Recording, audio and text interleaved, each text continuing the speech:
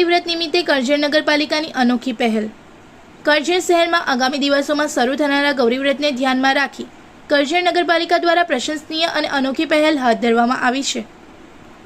નગરપાલિકા વિસ્તારના જૂના બજાર ખાતે આવેલા સ્વામી વિવેકાનંદ તળાવ પર બાળાઓ અને મહિલાઓ માટે સુરક્ષિત, શાંત અને રમણીય વાતાવરણ ઉપલબ્ધ થાય તે હેતુથી તળાવ પરિસરમાં લાઇટિંગ અને સાઉન્ડ સિસ્ટમની વ્યવસ્થા કરવામાં આવી રહી છે।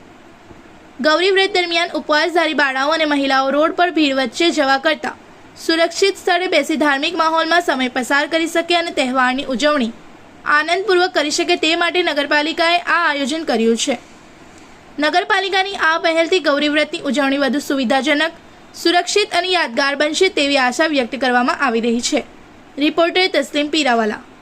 કરજણ નગરપાલિકા દ્વારા કરજણ નગરની સૌ બહેનો, માતાઓ અને દીકરીઓ માટે એક સુંદર અને અકલ્પનીય પ્રયાસ કરી રહ્યા છે કરજણ નગરપાલિકાના પ્રમુખશ્રી અને સદસ્યશ્રીઓ સૌ કે જૂના બજાર ખાતે આવેલા તળાવની આજુબાજુમાં જે વેરાઈ માતાનું મંદિર છે એ તળાવની ચોફેરની તરફની બાજુ નગરપાલિકા કરજણ દ્વારા ગૌરી વ્રત નિમિત્તે કરજણની દીકરીઓને કંઈ બીજે રોડ રસ્તા ઉપર ન બેસવું પડે અને એક સુંદર અને રમણીય વાતાવરણની અંદર પોતાના ગૌરી વ્રતનો ઉજવણી કરે એ અનુસંધાને કરજણ નગરપાલિકા દ્વારા તળાવ કિનારે લાઇટિંગ શો, સ્પીકરો, મ્યુઝિક અને ખાણીપીણીની લારીઓથી લઈને બધી જ વ્યવસ્થા એક જ જગ્યાએ તળાવની પાર ઉપર સુંદર જે વોકવે છે ત્યાં આગળ કરવાનું આયોજન કરી રહ્યા છે। એમાં જેમ જેમ ગામના પણ સજેશનો મળશે એ પ્રમાણે આ દીકરીઓને ગૌરી વ્રતના નિમિત્તે જે પણ કંઈ કમી પૂરી થશે એ પૂરી કરવા માટે કરજણ નગરપાલિકા કટિબદ્ધ છે। કઈ તારીખથી